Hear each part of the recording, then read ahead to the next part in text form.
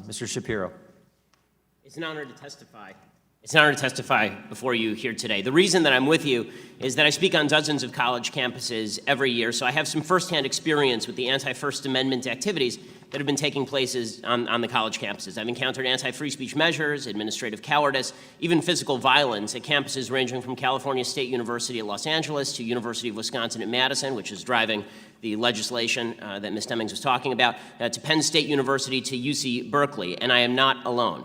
In order to understand what's been going on at some of our college campuses, it's necessary to explore the ideology that provides the impetus for a lot of the protesters who violently obstruct events, pull fire alarms, assault professors and even other students, and the impetus for administrators who all too often humor these protesters. Free speech is under assault because of a three-step argument made by the advocates and justifiers of violence. The first step is they say that the validity or invalidity of an argument can be judged solely by the ethnic, sexual, racial, or cultural identity of the person making the argument. The second step is that they claim those who say otherwise are engaging in what they call verbal violence. And the final step is they conclude that physical violence is sometimes justified in order to stop such verbal violence. So let's examine each of these three steps in turn. First, the philosophy of intersectionality. This philosophy now dominates college campuses as well as a large segment, unfortunately, of today's Democratic Party, and suggests that straight white Americans are inherently the beneficiaries of white privilege and therefore cannot speak on certain policies since they have not experienced what it's like to be black or Hispanic or gay or transgender or a woman. This philosophy ranks the value of a view not based on the logic or merit of the view, but on the level of victimization in American society experienced by the person espousing the view. Therefore, if you're an LGBT black woman, your view of American society is automatically more valuable than that of a straight white male. The next step in the logic is obvious. If a straight white male, or anybody else who ranks lower on the victimhood scale, says something contrary to the viewpoint of the higher-ranking intersectionality identity, that person has engaged in a microaggression. As NYU social psychologist Jonathan Haidt writes, microaggressions are small actions or word choices that seem on their face to have no malicious intent, but that are thought of as a kind of violence nonetheless. You don't have to actively say anything insulting to microaggress. Somebody merely needs to take offense. If, for example, you say that society ought to be colorblind, you're microaggressing certain identity groups who have been victimized by a non-colorblind society. Note, microaggressions, as the name suggests, are not merely insults. They are aggressions. They are the equivalent to physical violence. Just 2 weeks ago, psychologist Lisa Feldman Barrett of Northeastern University published an essay in the New York Times suggesting that words should be seen as physical violence because they can cause stress, and stress causes physical harm. Thus, Feldman suggested it is reasonable, scientifically speaking, to ban or restrict speech you do not like at your school. This is both inane and dangerous. That's because it leads to the final logical step. Words you don't like deserve to be fought physically. When I spoke at California State University at LA, one professor threatened students who sponsored me by offering to fight them. He then posted a slogan on the door of his office stating, "The best response to microaggression is macroaggression." As Haidt writes, this is why the idea that speech is violence is so dangerous. It tells the members of a generation already beset by anxiety and depression that the world is a far more violent and threatening place than it really is. It tells them that words, ideas, speakers can literally kill them. Even worse, at a time of rapidly rising political polarization in the United States, it helps a small subset of that generation justify political violence. Indeed, protesters all too often engage in physically violent disruption when they believe their identity group is under verbal attack by someone, usually conservative, but not always. Not only do some administrators look the other way, at Middlebury College, Cal State LA, Berkeley, Evergreen, actual crimes were committed and almost nobody has been arrested. But they actively forbid events from moving forward, creating a Heckler's veto. The notion that if you are physically violent enough, you can get administrators to kowtow to you, to bow before you, by canceling an event you disagree with altogether. All of this destroys free speech. But just as importantly, it turns students into snowflakes, craven and pathetic, looking for an excuse to be offended so they can earn points in the intersectionality Olympics and then use those points as a club with which to beat opponents. A healthy nation requires an emotionally and intellectually vigorous population ready to engage in open debate at all times. Shielding college students from opposing viewpoints makes them simultaneously weaker and more dangerous. We must fight that process at every step. And that begins by acknowledging that whatever we think about America and where we stand, we must agree on this fundamental principle. All of our views should be judged on their merits, not on the color or sex or sexual orientation of the speaker, and those views should never be banned on the grounds that they offend someone. Thanks so much. Mr. Shapiro, you an agitator? Not as far as I'm aware. So I think that some of what's been said does miniskirt the debate. Mr. Krishnamurthy, I got it right. When you were talking about the Wisconsin law, I believe that law was brought up in direct counter to what happened, and it was people talked about it on the floor of the legislature. In direct counter to what happened when I spoke at University of Wisconsin at Madison, where you had a bunch of protesters who stood in front of the stage and obstructed the stage, and then refused to leave. And when I asked the police would they remove the protesters at a certain, they've been going for 15 minutes. By the way, personally, two things, just to preface. I have no problem whatsoever with people protesting my speeches. I do have a problem with people who won't actually let me speak.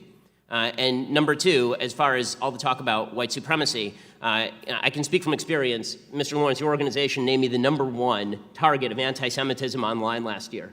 So I have a trophy at my house that says #1 hated Jew in America. So I'm totally familiar with the level of vitriol that's become common in our politics. But one of the things that's a problem, and I think we have to be careful about, is when we say leave it to the administrators, and then the administrators do what they did at UW, which is the police. I said to the police, "Will you remove these protesters?" And the police said, "We have been told by the administration that if we remove the protesters, we are to shut down the event entirely. So we can't remove the protesters." We literally had to wait until they just got tired and walked out, basically. When that's the response of the administration, shouldn't there be some sort of repercussion for that? Because what I'm seeing is a Heckler's veto that's taking place on campus. What I'm seeing is people who are not engaging in free speech designed to enrich the debate, but in order to shut down the debate. And there have to be some sort of ramifications for people who are actually committing trespass. I mean, this is not a question of free, everyone is trying to focus in on this term hate crime and hate speech. But the important part of those phrases is not the first word. It's speech versus crime. So if there's a crime that's being committed, we're all in agreement. If somebody commits a crime and they're speaking of an imminent threat to somebody, of course that's a crime. But that has very little to do with the hate and a lot more to do with the crime as to whether that's prosecuted, because hate speech is not prosecutable, nor should it be policed by the campus. So the fact is that what we are seeing is a conflation between speech and active attempts to obstruct in order to promote the obstruction by some administrators on a few college campuses. Can you speak to how time, manner, and place restrictions are being abused? So most obviously, UC Berkeley did that with Ann Coulter, where they kept moving around her room and they kept saying they didn't have rooms available. They said the same thing to me a week ago. There was some public outcry, and now they're offering some rooms, which I hope that event goes forward. It's not rare. They do this a lot. A private university that did it was DePaul University. I was threatened with arrest if I set foot on campus. I actually showed up there, and a security guard told me, I asked him, if I move 6 inches forward, are you going to arrest me? And he said yes, and he had the sheriff of Cook County behind him. So this is, it's become a cover for ideological discrimination, because if Ta-Nehisi Coates wants to speak on these campuses, there's not going to be any problem. The administrators will make certain that time, place, and manner restrictions don't get in the way. And this is why I say, saying that the discretion of administrators is wonderful is all well and good, except that they very often are attempting to achieve a particular political end by using means that are normally legitimate, and that's definitely a dangerous thing. If you don't mind, I have a quick note on something that I think it was Mr. Lawrence was saying earlier about the damage that's done to students by various things that happen on campus, by threats of violence and this sort of thing. And obviously, everyone, I think, agrees that what happened to Taylor is unacceptable. But one of the things that I think should also be pointed out is we have a lot of other students in the crowd and administrators who spend an enormous amount of time pushing stuff like white privilege means that you must accept that you are subordinate in terms of your view because of identity. This also has some lasting damage with regard to First Amendment exercise and with regard to how people perceive the freedom of the country. And I understand that this is universally held belief among university educators that we have to accept the guilt of particular races or particular sexual orientations for discrimination that's happened in the past. But when you teach a bunch of 18 and 19-year-old people this, you shouldn't be surprised when, number one, they go into hiding with their viewpoint, or number two, they become frustrated. It's an absurdity to suggest that you can tell people that their viewpoints are out of line because of their identity. At the same time, you're telling other people that their viewpoints are completely in line because of their identity, and that any assault on their senses must be protected or prevented at any cost. I would just like to point out in closing that the group Young Americans for Liberty, that is handing out constitutions on campuses all across the country, has changed free speech restrictions on 25 campuses just by handing out this document, not by setting fires because they didn't like the speaker or throwing rocks through windows, but by handing out this Constitution. And I am inspired that there are young people who are inspired by this document, and it should never be illegal to hand out this document. Well said, Mr. Massey. Real quick, Ms. Strawson, is Mr. Shapiro right? Are most of the anti-speech activities going on campuses targeted towards conservatives and libertarians? Certainly the well-publicized ones have been, and I can't speak for campuses across the country, but I go back to an opening point that I made, which was best summarized in the title of a book by Nat Hentoff. But I just wanted to answer. I can't. We'll come back to that. But I just wanted to respond to Mr. Shapiro's point. I mean, that's my understanding as well, and I'll be. Those are the well-publicized incidents, and it would be consistent with what surveys show about the prevailing beliefs on campus, that the majority of students are on the liberal end of the political spectrum, the majority of faculty members are on the liberal end of the spectrum, so they would be more likely to be offended by Professor Raskin, you're conservative smiling. speakers. You find that shocking too, don't you? Now, it's interesting, Mr. Shapiro, you talked about white privilege, and just this week, I had a conversation with Rachel Lazar, who's done some work, a Jewish American woman who's done some work on this area, as well as having extensive conversations with Dr. Greg Parks of Wake Forest University, who's also talked quite a bit about critical race theory. And it's my understanding that white privilege is not telling individuals that they cannot speak, but it is a term for societal privilege that individuals have as a benefit of their white skin. And I don't think that, and I think universities would be remiss to then say that because you're white, you're not allowed to say anything that's critical of white people. I didn't know that white privilege actually went into that sphere. My understanding is it's just, and the issue is that white privilege makes people uncomfortable to talk about the societal privilege that they have.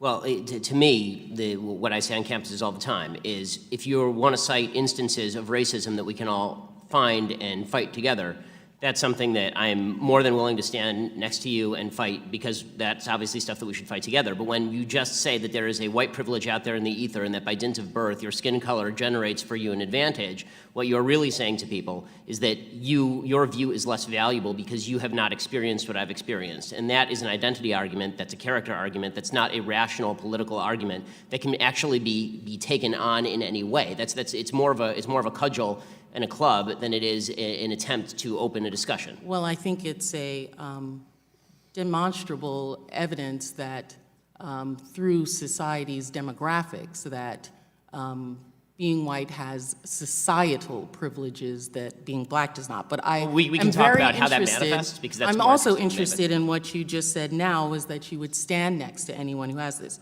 So, Mr. Shapiro, my question to you is, for Ms. Dunston, the tying the noose around the campus and writing messages that target African-American young students, would you consider that hate speech, and then would you stand next to her and fight for her? As I say, I would. that? This is the first I'm hearing about it, honestly. But Really? Yeah. But from hearing about it, maybe because it's local. I mean, I'm from LA.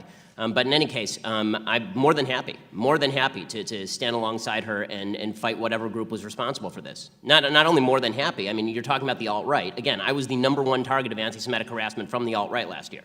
Thank you. I'm more than happy to do all that. And I think there's one more distinction that has to be made. When we talk about cases like Taylor's, they're horrific, and the administration is siding with Taylor. Okay, the administration is doing the right thing by Taylor, or trying to do the right thing by Taylor, as they should be. And I think that we need to make a distinction between cases where the administration is actively participating in the suppression of speech and cases in which the administration is trying to do the right thing in order to punish people for application of crime. The gentleman.